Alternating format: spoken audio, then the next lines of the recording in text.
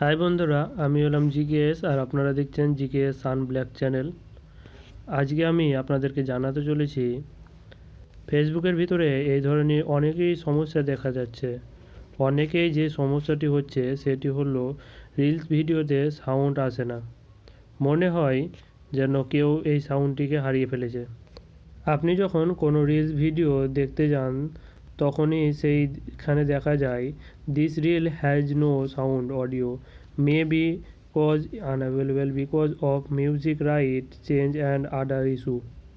এই ধরনের সমস্যা অনেকেই হচ্ছে, অথবা শুধু মিউজিকেরই আওয়াজ আসে না, মানে সাউন্ডেরই শোনা যাচ্ছে না।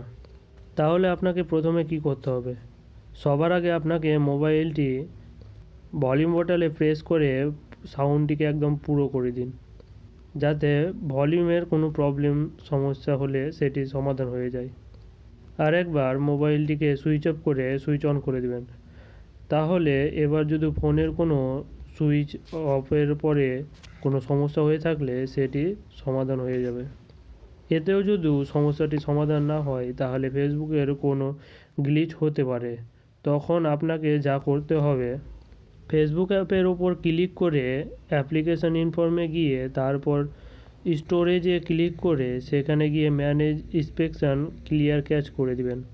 ফরসি স্টপ করে দিয়ে তারপর মোবাইলটিকে আরেকবার সুইচ অফ করে সুইচ অন খুলবেন। কিন্তু যদি এরপরেও সমস্যাটি সমাধান না হয় তাহলে এই সমস্যাটির কারণ ফেসবুকেরই হতে পারে। যে মিউজিক থাকে সেখানে নির্দিষ্ট সময়ের জন্য মিউজিক রাইট থাকে বা অধিকার থাকে।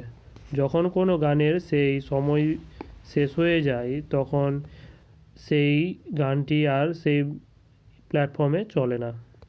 আর আপনি যদি সেই ক্রমে সেই আগের ভিডিওটিতে মিউজিকটি ব্যবহার করতে চান তাহলে সেটিতে আনঅ্যাভেলেবল দেখাবে।